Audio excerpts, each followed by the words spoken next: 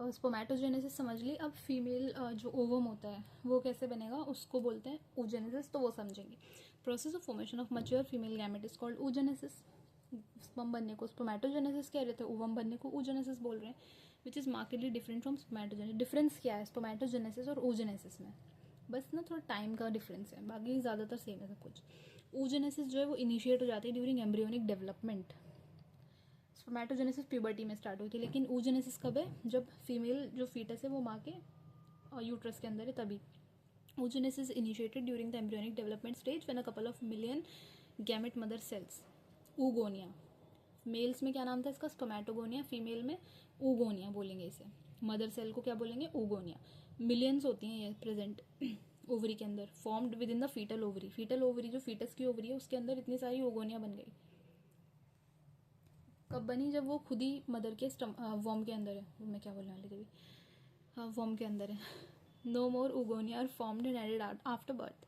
Birth के बाद कोई नए oogonia नहीं बनेंगे, जितने भी हैं बर्थ से पहले बन जाएंगे सारे। These cell start division start करेंगे and enter into prophase 1 of meiotic division. अब ये डिवीजन कर रहे हैं oogonia, तो मियोसिस करेंगे ना ये।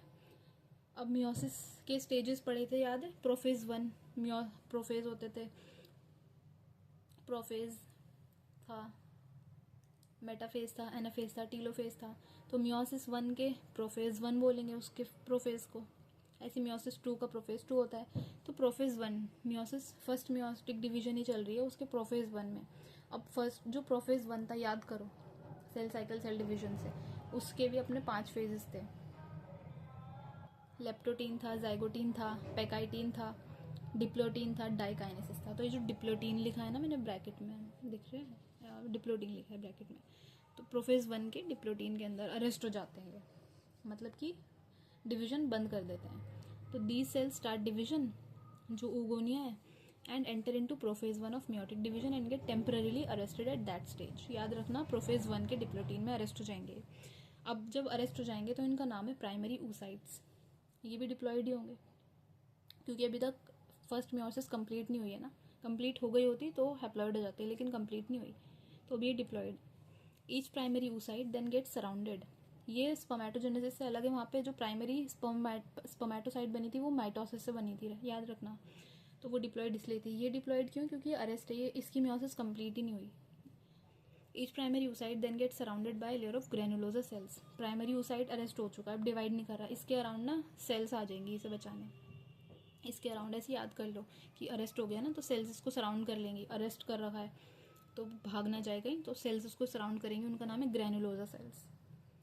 और अब क्या बोलेंगे? oocyte plus this granulosa cell, ये जब मिल जाएंगे तो एक स्ट्रक्चर, उस स्ट्रक्चर को बोलेंगे primary follicle. Large number of these follicles degenerate during the phase from birth to puberty. Birth से लेकर प्यूबर्टी तक ये जो प्राइमरी फॉलिकल्स हैं डीजनरेट हो जाएंगे, उसको फॉलिकुलर एट्रेजिया बोलते हैं। एट्रेजिया का मतलब है डिजनरेशन। देयरफॉर एट प्यूबर्टी में कम हो जाएंगे अब ये 60 to 80,000 बचे हैं सिर्फ। और कहाँ, जब बर्थ से पहले कितने थे? Couple of million oogonia present थे। अब कितने बचे प्यूबर्टी में? 60 to 80,000 primary follicles are left in each ovary, हर एक ओवरी में। The primary follicles get surrounded by more layers of granulosa cell. Granulosa की और लेयर्स आएंगी and a new theca and are called secondary follicles. Granulosa cells आए, एक theca ने surround किया, अब इसको हमने बोल दिया सेकेंडरी फॉलिकल्स। सेकेंडरी फॉलिकल के अंदर भी प्राइमरी oocyte पड़ा है।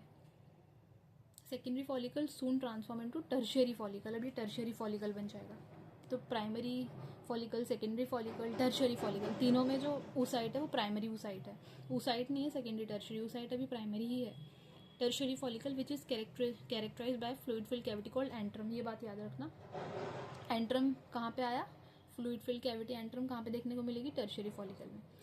और टर्शियरी फॉलिकल के बारे में एक और बात, जो थीका लेयर है ऑर्गेनाइज हो चुकी है into inner theca interna and outer theca externa. It is, और ये जो थीका लेयर होती है ना, ये ईस्ट्रोजन रिलीज करती है। It is important to draw attention at this stage, इसी वाले स्टेज पे, टर्शियरी फॉलिकल वाले स्टेज पे, primary oocyte within the tertiary follicle grows in size and completes its first meiotic division. वो तो first meiosis में अटका हुआ है ना, बर्थ से लेकर प्यूबर्टी तक। अब जब प्यूबर्टी आएगी तब इसकी फर्स्ट मियोटिक डिवीजन कंप्लीट होगी टर्शियरी फॉलिकल के अंदर। टर्शियरी फॉलिकल में भी प्राइमरी ही oocyte था। First meiotic division, it is an unequal division. Males में जो डिवीजन हो रही थी ना मियोसिस, वो इक्वल हो रही थी। फीमेल में होगी, याद रखना, अनइक्वल डिवीजन होगी, resulting in the formation of large haploid secondary oocyte and a tiny first polar body. एक तो प्राइमरी oocyte से सेकेंडरी oocyte बन जाएगा जो कि हैप्लॉइड होगा, और एक पोलर बॉडी बनेगी टाइनी सी, फर्स्ट पोलर बॉडी उसको बोलेंगे। अब ये जो सेकेंडरी oocyte है ये भी अरेस्ट हो जाता है, ये अरेस्ट हो जाएगा मेटाफेज 2 में। और ये इसकी डिवीजन कब कंप्लीट होगी, जब फर्टिलाइजेशन होगी। ये मैंने यहाँ पे लिख रखा है, अरेस्ट एट मेटाफेज 2, फर्टिलाइजेशन होने के बाद its meiosis, on fertilisation completes its meiosis. Fertilisation जब होगी तो अपनी मियोसिस कंप्लीट कर लेगा और क्या बनाएगा, ओवम और polar body, second polar body बनेगी और ओवम बनेगा। अब ये वाला डायग्राम देखो, उगोनिया, ये फीटल लाइफ बना रखी है, यहाँ से यहाँ तक की पूरी यहाँ तक की फीटल लाइफ है। उगोनिया माइटोसिस करेगी, डिफ्रेंशिएशन करके प्राइमरी oocytes बना लेगी। प्राइमरी oocytes, इधर प्राइमरी स्पर्मेटोसाइट बना था माइटोसिस से, इसने माइटोसिस करा, डिफ्रेंशिएशन करा, बहुत सारे ओगोनिया बना लिए जो नंबर में बड़े। उसके बाद इसने प्राइमरी oocyte बनाए विच इज अगेन डिप्लॉयड। अब प्राइमरी oocyte जो होंगे वो अरेस्ट हो जाएंगे, फर्स्ट मियोटिक डिवीजन में कंप्लीट नहीं कर पाएंगे, फर्स्ट मियोसिस में ही अरेस्ट हो जाते हैं, प्राइमरी ये वाले अरेस्टेड रहेंगे।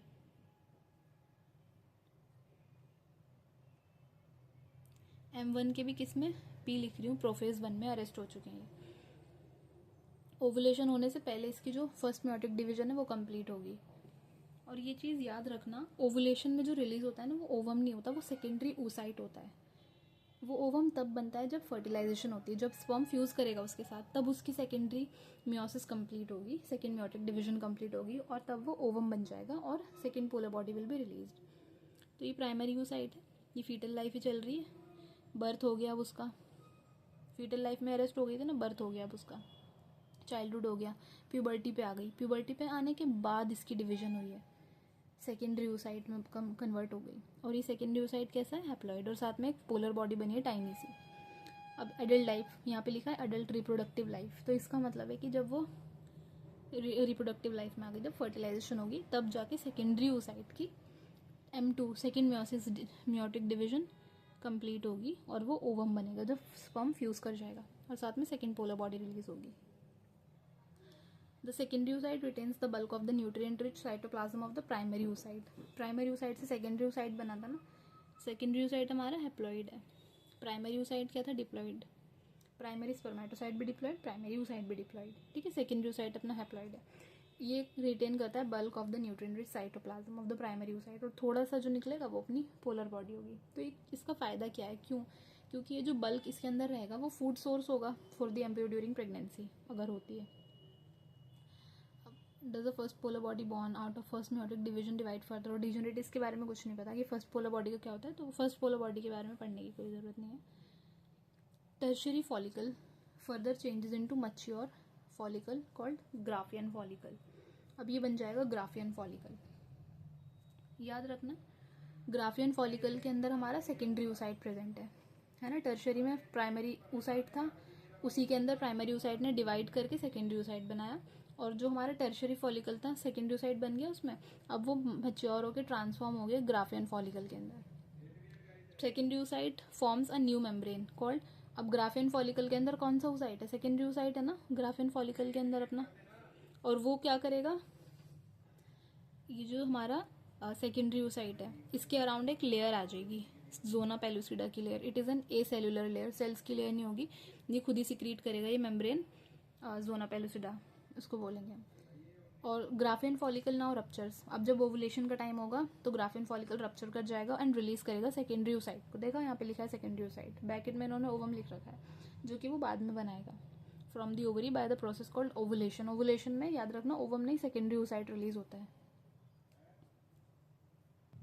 अब ये ओवरी का स्ट्रक्चर है, ये बताया था ना, ये अंदर ओवरी के अंदर स्ट्रोमा भरा होता है, कॉर्टेक्स होता है, बाहर जो होता है उसको कॉर्टेक्स बोलेंगे, अंदर वाले पार्ट को मेड्यूला बोलते हैं। कॉर्टेक्स में होते हैं ये फॉलिकल्स अपने प्रेजेंट, और मेड्यूला में होते हैं ब्लड वेजल्स प्रेजेंट। तो ये देखो, ये हमारे छोटे छोटे से जो फॉलिकल्स हैं वो प्राइमरी फॉलिकल्स हैं। ये जो बड़ी सी दिख रही है ना, ये इसको, ये एंट्रम है, येलो कलर की ये cavity, fluid filled cavity antrum, जो कि टर्शियरी फॉलिकल में नजर आती है। टर्शियरी फॉलिकल का कैरेक्टरिस्टिक होती है, तो डायग्राम देके ऐसे मार्क करके बोल देंगे बताओ ये क्या है, ये टर्शियरी फॉलिकल है। वे जो इसके साथ फ्यूज़ कर गया, ये हमारा ग्राफियन फॉलिकल है, और ये फाइनली रप्चर हो गया अपना ग्राफियन फॉलिकल। तो ग्राफियन और टर्शियरी एक जैसा लग रहा होगा थोड़ा, दोनों में ही एंड्रम है, तो कैसे पता लगाएंगे टर्शियरी कौन सा? जो पहले होगा वो टर्शियरी होगा, जो बाद में वो ग्राफियन होगा। और वही आगे जाके फ्यूज़ कर गया और रप्चर होकर उसने ओवम को रिलीज कर दिया, which is nothing but secondary oocyte। Ovum अभी सेकेंडरी oocyte है, जब स्पर्म इसके साथ फ्यूज़ करेगा तब जाके इसकी सेकेंड मेयोसिस कंप्लीट होती है, तब तक ये अरेस्टेड होता है उससे पहले। एंड बाद में क्या होगा, जो इसके रिमेन्स होते हैं कॉर्पस ल्यूटियम के, वो ग्राफियन फॉलिकल के जो रिमेन्स होते हैं वो कॉर्पस ल्यूटियम बना लेते हैं।